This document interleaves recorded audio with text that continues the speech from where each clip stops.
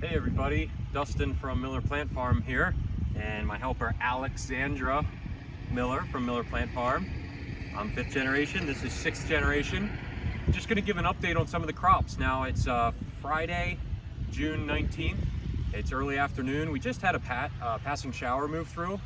Didn't amount to much, less than 1/10 of an inch. So I'm hoping that we're between storms. Hopefully no violent storms, of course. But let's walk around here. You can probably see, maybe the video is picking it up, the audio. You might be able to hear the low drone of a pump. We have our irrigation pumps running.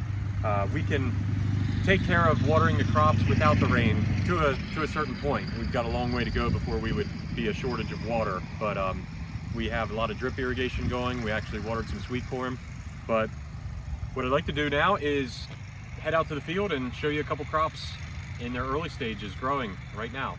So let's go. Welcome to the very first planting of sweet corn at Miller Plant Farm for the year 2020. This will be the first ears of corn that we pull off the stalk. Bicolor, of course, that's the most popular, but we will have yellow and white a little later in the season. But you can see it's coming into tassel, and these earlier varieties generally do that a little on the small side. So we'll be picking this stuff like, you know, bend at the knees pretty good. Also want to point out that we have some traps that we work with Penn State Cooperative Extension on. They put traps here to monitor pest thresholds, such as the worms that can affect the corn, and we can make educated decisions on how to apply control measures. So let's go check out the next stop.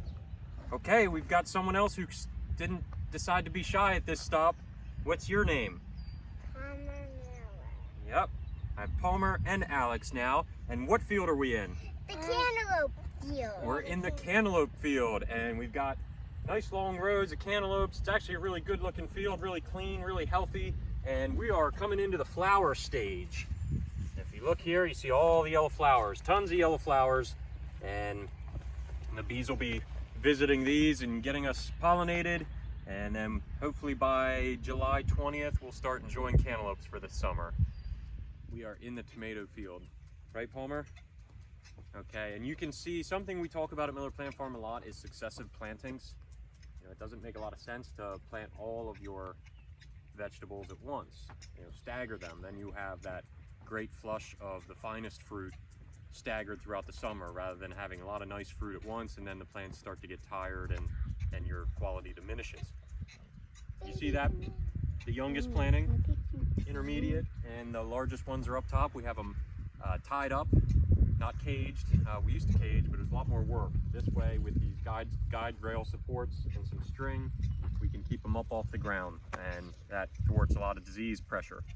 So that's enough on tomatoes, and right over here we have squash and zucchini, all growing. I believe this is an item that, you know, we're harvesting now, and it's going to be in the shares this week. So here's some yellow summer squash.